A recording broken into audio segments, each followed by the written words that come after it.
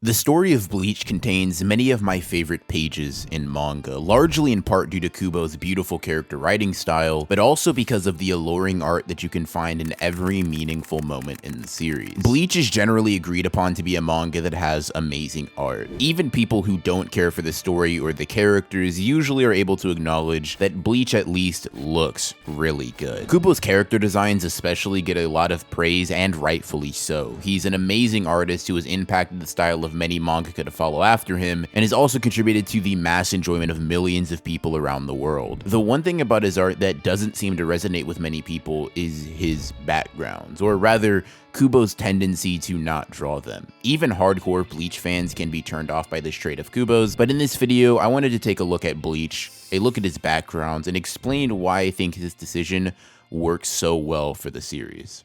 Tite Kubo, through his style of writing, has made it pretty clear that he is a very artsy, very poetic author. The most obvious example of his knack for poetry shows itself at the beginning of every volume of the manga, where Kubo writes out a poem that relates to the content of the ongoing arc, the characters, and the specific material that he will be writing about for the next 7 to 8 chapters. Much like Kishimoto and his tendency to show characters in very exaggerated perspectives, or Oda's tendency to give his characters unrealistic proportions and character designs, Kubo likes to imbue his art with context to how the character is feeling past the surface level, making something like backgrounds his secondary focus. He's even come right out and said in interviews that he draws very minimalistic backgrounds and settings to hone in on any given character's emotions, and when you consider what type of story he's trying to tell with Bleach, it really makes sense. You see, whenever you read a manga, you have to understand, or at least try to comprehend, what a particular author or artist is going for with their work. Let's use the example of One Piece one more time. It is clear that the story of One Piece is largely based on the world that the characters reside in. The island-to-island story structure and the adventuring spirit of the manga all give the impression that in One Piece, the very world is a character. In fact,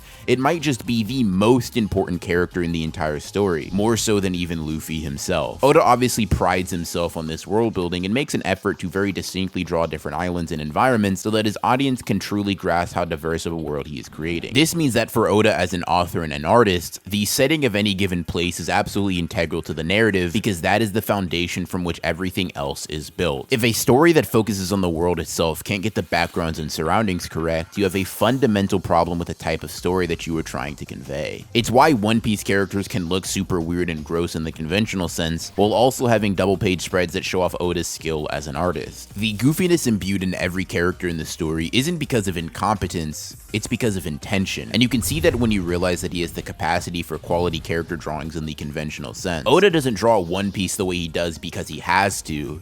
He draws One Piece the way he does because he wants to, and whether you like it or not, it services Oda's intentions of setting the tone for his manga. I myself have complaints with the way that Oda draws certain characters or certain aesthetics, but that doesn't mean that I don't understand that it is indeed a stylistic choice. The same rings true for Kubo and Bleach. Many people think that because Kubo doesn't typically draw backgrounds, he can't, and because people think that he can't draw backgrounds, they fail to consume the story from the correct perspective. Rather than looking at Bleach's focus on characters and expressions as a creative decision, they approach it from the perspective of a failing on Kubo as an artist. He is simply not competent or creative enough to build a visually interesting world around him, so he doesn't. If he really wasn't able to draw backgrounds in reality though, this would be a viable criticism. However, it just isn't. Bleach is at its core a character study. It truly is a manga that focuses on Ichigo and how he changes and influences everyone that he comes across, and how that change reverberates,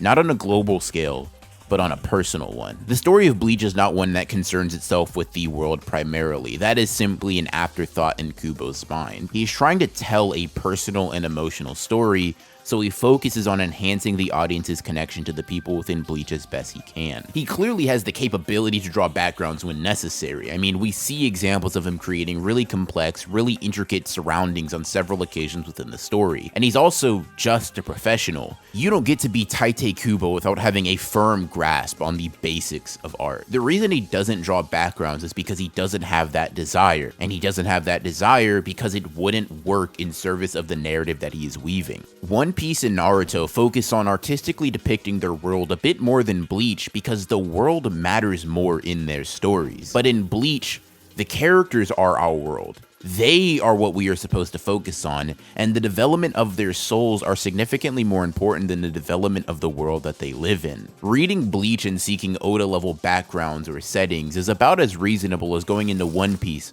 and expecting characters that are as conventionally well drawn as Bleach ones. You can certainly do that. I mean, I can't stop you, but you are doing the equivalent of going to your local supermarket and expecting to buy a car. No matter how hard you look, you won't find it because that isn't what they sell. And it's not the supermarket's fault either. They are not a faulty grocery store just because you can't buy an F-150 there. You are free to prefer a story that decides to show off its world more than its characters. That is well within your rights as a reader, and it's a reasonable thing to have that preference. But when talking about the laziness or lack thereof in Kubo as an artist, someone who gave everything, including their health, into this story, I just implore you to add context. I implore you to think about what exactly putting more backgrounds into the story would accomplish for the narrative that Kubo is trying to tell. I understand why Oda has a bunch of backgrounds. I understand why Kishimoto has a bunch of backgrounds. The worlds in and of themselves are being changed by the main characters, but for Bleach, that isn't the focus.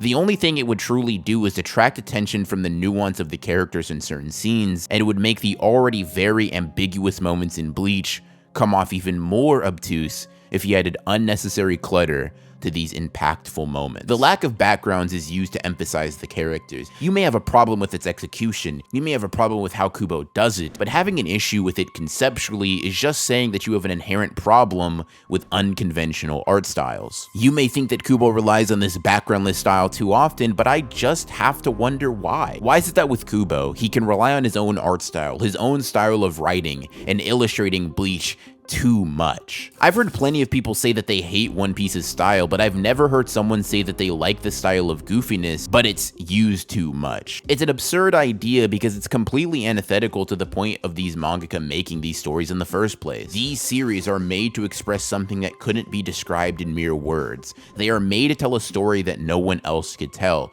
They are made to convey a message that can relate you as the reader. If Kubo or Oda or Kishimoto simply subscribed to the norms and decided to put none of their unique spin on it, the big three would just be a collection of extremely dry and boring manga. The flair that makes One Piece so beloved wouldn't exist. The flair that makes Naruto so beloved wouldn't exist.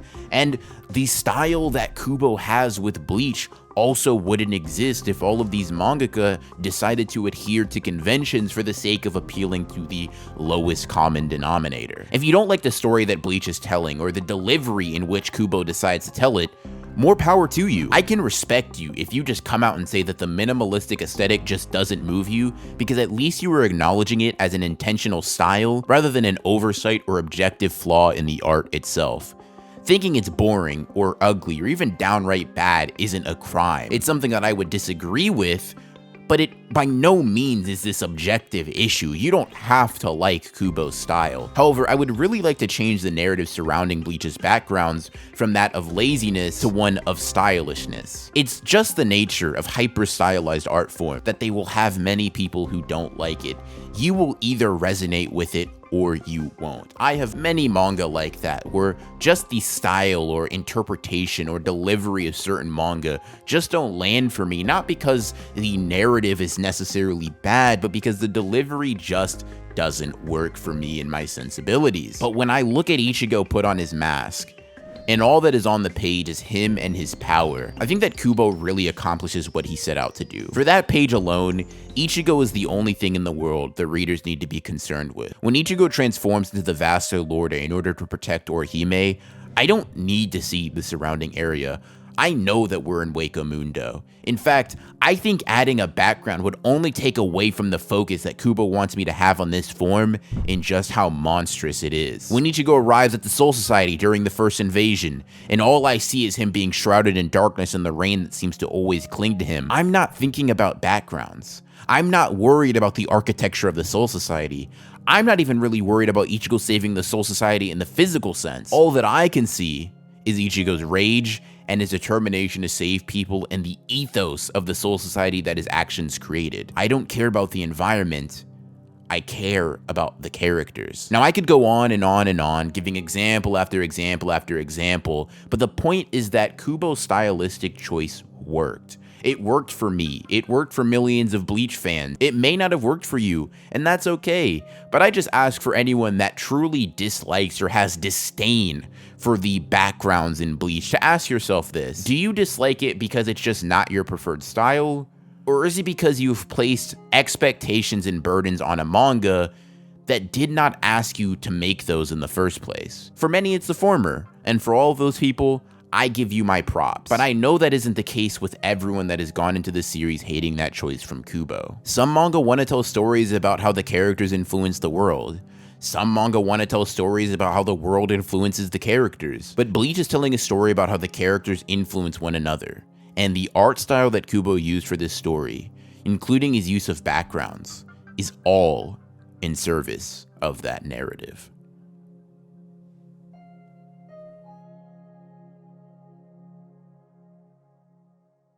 Thank you to all of those who made it to the end of the video. I hope you all enjoyed it, and even if you came out on the opposite end, still not caring for Kubo's approach with backgrounds, I hope I was able to provide a good perspective on why they do work for a lot of people. For all the people that I may have convinced with this video, or even just people that were already fans of Kubo's aesthetic, I hope you were able to enjoy this video, and I hope that it was able to resonate with you, and maybe something that you can share with some people in your life that are some Kubo background haters. I'm going to be making a lot more Bleach content with the 1000-Year Blood War Arc anime going on once more. So if you want to see more Bleach content, more Bleach analyses, and even some versus battles like this, subscribe and hit the bell so you will be notified for those videos. In any case, I hope you enjoyed the video, and I'll see you in the next one.